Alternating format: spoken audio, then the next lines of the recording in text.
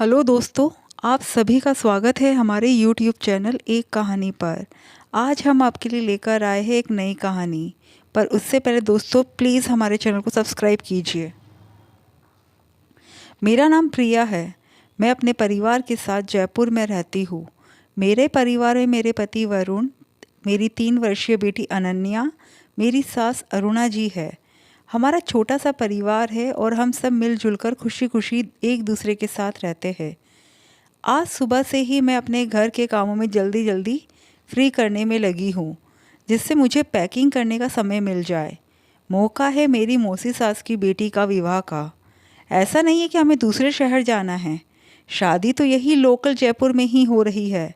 पर मम्मी जी और मौसी जी में इतना प्रेम है कि शादी के कार्यक्रम फ्री होने तक वहीं पर उन्होंने रुकने की मनुहार की है। इसलिए हमें वहीं रुकना है।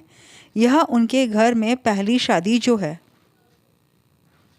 मेरी मौसी सास के 3 बच्चे हैं। बड़ा बेटा अजय, छोटा बेटा विजय और सबसे छोटी बिन्नी।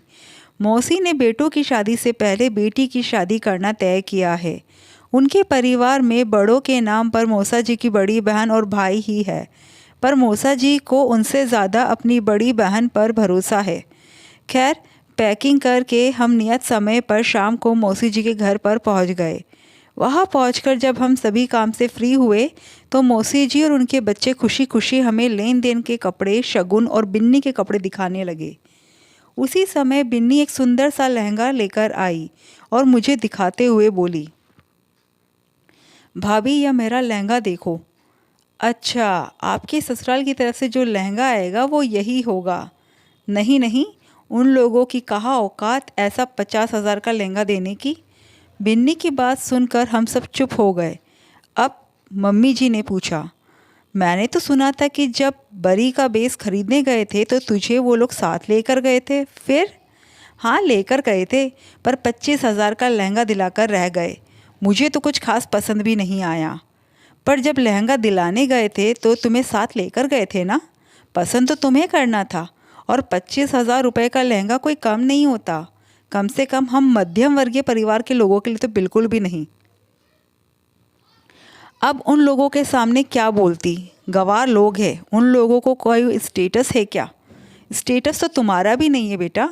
तुम भी मध्यम वर्गीय परिवार से हो। सिर उतना ही उठाओ जितना उठा सको। ससुराल वालों को नीचा दिखाने के चक्कर में तुम्हारे पिता पर कितना कर्ज चढ़ जाएगा, इसका अंदाजा भी है तुम्हें? अरे मौसी जी, आप तो रहने ही दो। शादी एक ही बार होती है और वैसे भी ससुराल वालों के मुंह पर जितना दो उतना ही अच्छा है। कम से कम मेरी स्थिति 2 बहुओं से तो अच्छी होगी, क्योंकि सास खुश हो चुकी होगी। तो कम से कम ससुराल में मुझे ज़्यादा काम नहीं करना पड़ेगा।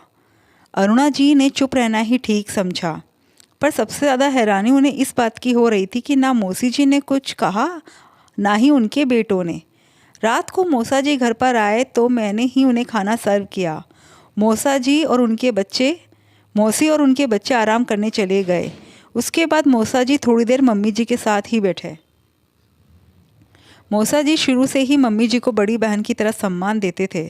तो उन्होंने मम्मी जी से पूछा, दीदी आपको सारी तैयारी कैसी लगी? कहीं कोई कमी तो नहीं रह गई? कमी तो कुछ नहीं है, पर क्या बात है, आप इतने परेशान कैसे लग रहे हैं? अरे बेटी की शादी है, जब तक सही से नहा हो जाए तो परेशानी तो होती ही है। सचमुच यही परेशानी है?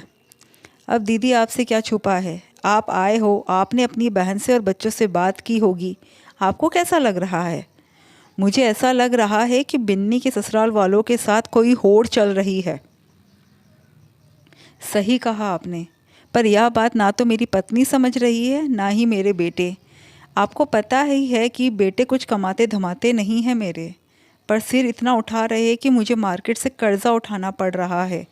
ज़रा सा कुछ बोलूँ तो बस कहते हैं कि एक ही तो बेटी है, उसके लिए भी नहीं कर सकते क्या? लड़ने झगड़ने लग जाते हैं। इन लोगों को मेरी हालत का ज़रा सा भी अंदाज़ा नहीं है। जहाँ 2 पैसे बच सकते हैं वहाँ ये लोग 4 पैसे खर्च कर रहे हैं। मतलब बिन्नी के ससुराल वालों का गार्डन देखकर इन लोगों ने पुराने गार्डन की बुकिंग रद्द कर दी और नया गार्डन बुक कर लिया। वह नया गार्डन ही मुझे काफ़ी महंगा पड़ रहा है। ये कह रहे हैं कि नहीं, उसके ससुराल वालों से बड़ा ही गार्डन होना चाहिए। मुझे तो यह समझ में नहीं आता आखिरकार ये लोग किस चीज़ की होड़ कर रहे हैं। इस तरह तो बिन्नी उस घर में कभी रह ही नहीं पाएगी। ससुराल वालों की इज्जत करने की जगह मेरी बेटी उनकी औकात बखान रही है। मेरी तो कुछ भी समझ में नहीं आता। ठीक है, चलिए कल ज़रा मैं बात करती हूँ। दूसरे दिन अरुणा जी ने अपनी बहन से इस बारे में बात की तो मौसी जी ने उन्हें ही समझा दिया। दीदी, एक ही तो बेटी है, उसके लिए इतना तो करना ही पड़ेगा। आखिर हम भी उसके ससुराल वालों से कोई कम थोड़ी ना है। मेरी बेटी तो राजकुमारियों की तरह ही विदा होगी। अरे, मध्यम वर्ग में रहकर मैंने अपनी इच्छाओं को खूब मारा है, पर मेरी बेटी अपनी इच्छाओं को नहीं मारेगी। बस इस बारे में मुझे किसी से कोई बात नहीं करनी। अरुणा जी को भी समझ में आ गया था कि समझाने से कोई फ़ायदा नहीं है। हर माता पिता के लिए उसकी बेटी राजकुमारी ही होती है, लेकिन इसका मतलब यह नहीं कि रिश्तों की शुरुआत ही आप कंपटीशन से करो। लेकिन जब तक इन लोगों को समझ में आएगी तब तक खूब सारा कर्जा सिर पर हो चुका होगा। आखिर मध्यम वर्गीय परिवार की भी अपनी सीमाएं होती है और इन सब में पिस जाएगा वो अकेला पिता जो परिवार वालों की ज़बरदस्ती की मांगों के आगे पिस रहा है। आखिर करा उन्होंने वही जो उनका मन किया, लेकिन बिन्नी की शादी के बाद मौसा जी के सिर पर अच्छा खासा कर्जा हो चुका था। लेकिन अभी भी परिवार वाले समझने का नाम नहीं ले रहे थे। जितनी बार बिन्नी मिलने के लिए मायके आती या तीज त्यौहार पर ज़रूरत से ज़्यादा ही लेन देन करते। आखिरकार मौसा जी की जब दुकान बिकने पर आ गई तब जाकर के बेटों और उनकी पत्नी को समझ में आया कि स्थिति वाकई ख़राब हो चुकी है। वही इतना कुछ देने के बाद भी बिन्नी को अब जाकर समझ में आ रहा है कि बहू कितना ही दहेज क्यों ना लेकर आए, घर का काम तो बहुओं को ही करना पड़ता है और इससे बहुओं की स्थिति में कोई फ़र्क नहीं पड़ता। दोस्तों, आपको कहानी कैसी लगी प्लीज़ कमेंट करके ज़रूर बताइएगा। Thank you.